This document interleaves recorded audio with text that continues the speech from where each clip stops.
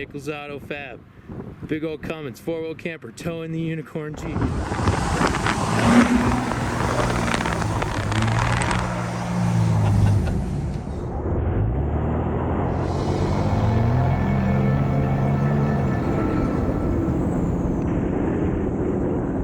Dang, look at that. Beautiful Cummins, man. It's a beautiful truck, man. It's a beautiful truck you got here. How you guys doing today? We're here with Kevin, Nichols Auto Fab. How you doing?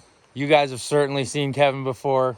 He's the guy who chopped up my truck and built it into my dream home on wheels that it is today. Yeah. Doing great.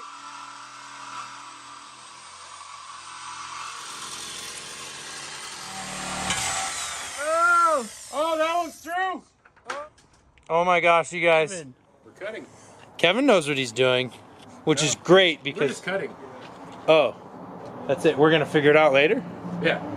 Oh. We have no game plan. He's such a jokester. He does, I swear. Today. Yeah, that was fun. So thanks, man. Appreciate you. Always, yeah. It's been rad getting to know you the past few years and seeing all the really cool trucks and cars you're building.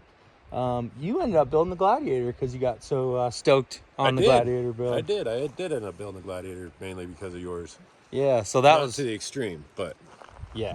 It was a fun Jeep to build for sure. Yeah, no, that was fun to see. Did that super classy build, and then, but before that, when I first met you, I drove actually right out to this spot, funny enough, with your unicorn Jeep LS3, 500 horse.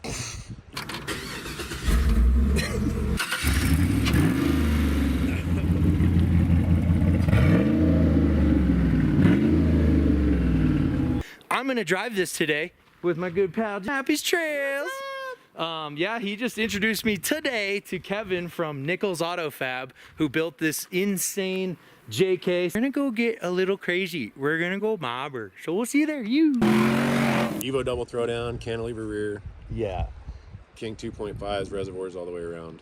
Ruin everything you ever thought was a cool Jeep. You're like, nope.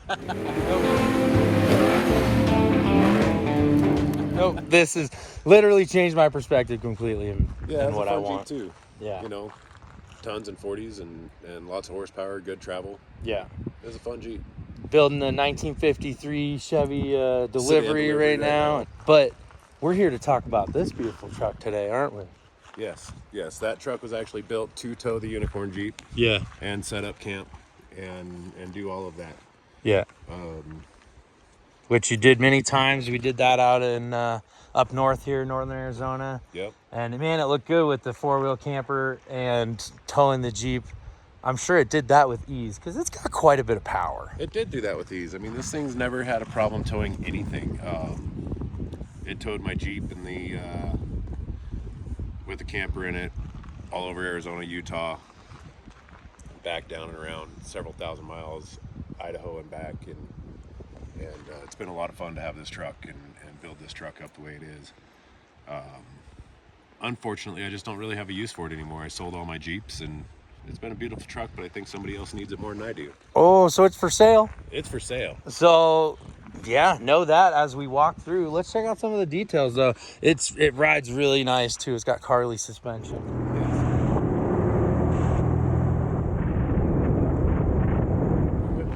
We went big like we usually do. Carly long arm kit, King 2.5s, tuned by Carly.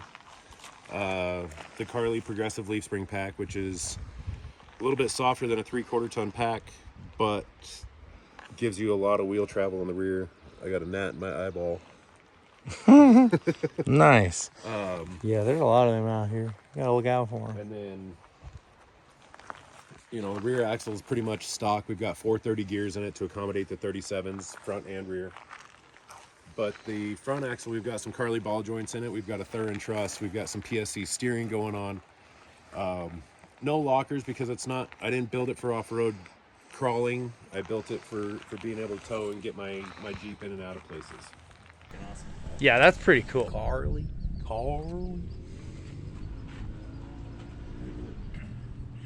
There's a Magnum bumper, which was a DIY welded together yourself kit. And then the front is a AAV bumper. And on the front axle, so like going back to the front axle, we've got the Thurin front truss, we've got the Carli ball joints, we've got PSC steering, we've got the Dynatrac free spin kit, along with 430 gears. Ooh, the free spin hub kit. Yes. Yeah, Yeah. that's a upgrade I wanted on the Dodge Mahal. That's not cheap in itself. No, and the reason I did I didn't realize there was that much work in this truck. It's so clean looking, you wouldn't even really notice. The reason I did it is I had a customer bring me his 2012 Dodge that the front drive shaft blew up in. Part of it's due to lack of maintenance. The other part of it is that's just what these Dodge trucks do when you don't grease them or you get a lot of miles on them. This truck had about 285,000 miles on it at this point. And the front drive shaft actually blew up, wiped out the transfer case, the side of the transmission, and drive shaft, and some electrical lines and fuel lines and a bunch of stuff. So the cost involved in doing the free spin kit was about half the cost of the repairs on that guy's truck. Wow. So that's why I went ahead and did the Dynatrac kit on it. So you're saying everything you put on the truck is for a reason. And everything done to the truck is for a reason. Yeah, and from experience. And I mean, that's pretty cool. That makes this truck pretty valuable, in my opinion. If I was looking for a full-size diesel, yeah, it'd be hard to look further. We have synergy steering components. So pretty much nothing in the drivetrain of this truck is stock as far as axles go. The front has been especially built up because, as we know, these Dodges do have a lot of front axle problems. And all we can do is put really good parts on it to try and prevent them from failing. And then mob them and see what happens. Yeah, right. But yeah, so you got, are these 17-inch methods? 17-inch methods. Okay. On 37 1250 Yokohama Geolander MTs, the Geo3s. Nice. And the Warren manual hubs too. Warren manual hubs, 35 Love that. spine. Got the same on my Jeep. So yeah, this thing's awesome. It rides really nice, huge interior. So yeah, if you were looking to get a camper, a slide-in camper on here and take the whole family out, you got plenty of room. You have plenty of room. That's the biggest reason I got the Mega Cab, is because I love the way the Mega Cab looks. Yeah. And then the back seat of this truck is so roomy. It's huge. Yeah. Oh, and the amp research steps that come down, right? Yeah. These are rad. This nice touch. Yeah, look how big that is. That's awesome. If you really wanted to go crazy, do a seat delete, get a fridge and like all sorts of stuff, like full camper mode on this truck. If you didn't need the rear seating, that would be an insane amount of space. Yeah, you could probably put like half a kitchen in there at least. Yeah. You know, the door opens up pretty far. You could do a slide out with your stovetop and everything. Yeah, that would actually be pretty cool. But, yeah, I dig it. And it's got a nice, is that an Alpine system or what? Yeah, Alpine stereo. Well, it's got an Alpine head unit tied into the factory stereo. World class Alpine sound system.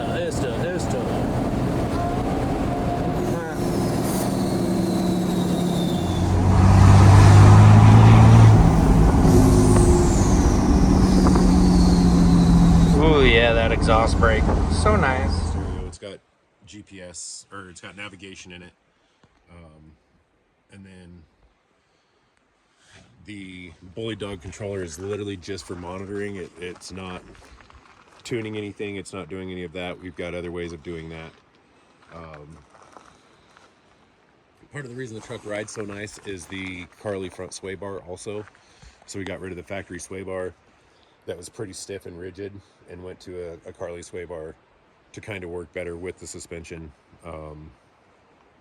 Yeah, and this thing rides nice. I mean, we came in a few miles on dirt. I don't know how many, but it felt like nothing because we were cruising and it was just eating it up. We weren't even pushing it at all. It was just, It felt like a road, honestly.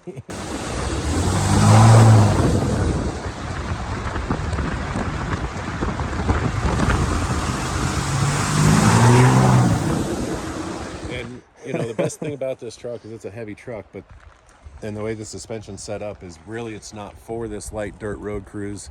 It really is for desert high speed stuff.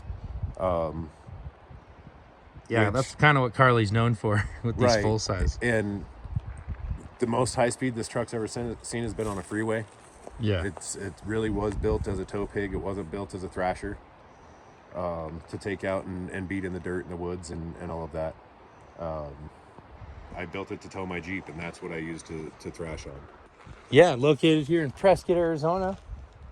What's the magic number? Everyone wants to know. Chomping at the bit. Well, and numbers, miles, I guess, is a good thing. We've got a few numbers to discuss here. The mileage on the truck is right about 141,000, just like 141,500, somewhere in there. And of course, I drive it, so it's not going to just stay there until it goes away. So that's the mileage on the chassis and on the bottom end of the motor. The motor has had some stuff done to it. It is tuned up a little bit, so it's making. Oh yeah, you got the dyno sheet, huh? Yeah, it's, what was it, 507 horsepower and 943 foot-pounds of torque on setting 1. So it's on EFI Live with a 5-stage tune in it. And then setting 2 is 615 horse with 1,183 foot-pounds of torque. 1,183 foot-pounds of torque. And it's still... That's setting 2. That's setting 2. 3, 4, and 5 we didn't bother with. Everything starts getting heat soaked at those points, and it's just not.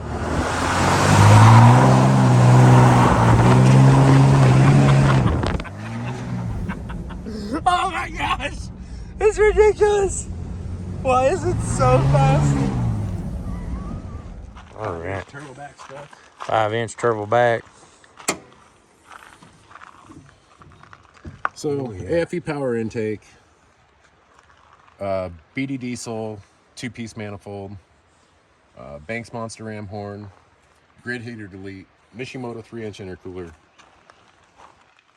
100 over injectors, 5-inch turbo back, Mishimoto silicone upper and lower radiator hoses, some other silicone hoses that are used to remove some things. Once again, going back to the bully dog, the only reason the bully dog is for monitoring transmission temperatures, EGT, boost levels, stuff like that. Back ARP head studs, Power Stroke products, cylinder head. Need some new battery covers because the top's coming off of them because, you know, they're like 13 years old. This truck's an old truck, but I'll tell you what, you'd walk up to it and you'd think it was a 2018. 6.7 liter turbo diesel. So you got some money into this thing for sure. Yeah, it was built for a purpose, and everything I do, I don't know how to do halfway. Yeah. So, and it did just start out with some simple tuning, and it didn't run quite right to me. It wouldn't pull my Jeep on the trailer the way I wanted it to. Not that it had a lot of problems, but you know, it wanted to slow down going up hills, and it didn't want to maintain speed, and I wanted it to maintain speed. And now it definitely maintains speed, and it will pass things with the trailer and a Jeep. Yeah, it's a beast, and a man. camper. It's very impressive as far as the power delivery and how smooth. It's unlike anything I've ever ridden in, to be honest. How much do you think you got into mods? And then how much you want for it, you know? The asking price, right? We're probably... suspension, wheels, tires, truss, ball joint, steering, PSC, motor stuff. We're probably in the $40,000, $45,000 range just into the modifications. Maybe more. Like, I'm just thinking of the big things, you know. And then you get into the little stuff. I call it little, but like the AEV bumper, that's a $3,000 bumper. The rear bumper is not super expensive. It's an off-brand bumper,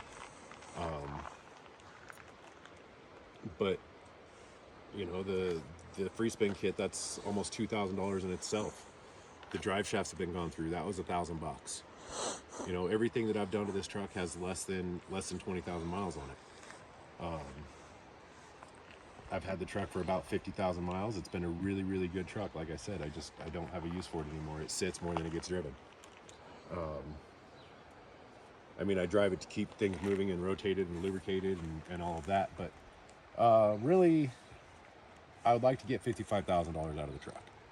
And I'm almost giving you a truck with a pile of parts that's already assembled. Yeah, I'd say that's pretty awesome. I like it. I kind of want it in a lot of ways. But what I've learned is you can only drive one at a time. So if you think this is the one, Drive it. yeah. Ways to get a hold of you: email, you want to, or Instagram, DM you? Email, which would be info@nicholsautofab.com, or you can hit me up on Instagram of Nichols Auto Fab there.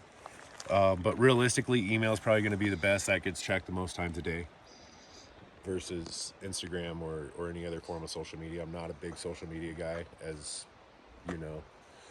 Comment on this video. Give us your thoughts. Give us your opinions. Positive criticism and negative. We're all good with it. Yeah, no, this thing's awesome. Thanks for showing us. Yeah, of course. And yeah, you guys let us know what you think in the comments. And if you enjoyed it, hit the like. Kevin's clearly down to mob. But are you down to mob? That is the question. Are you down to mob?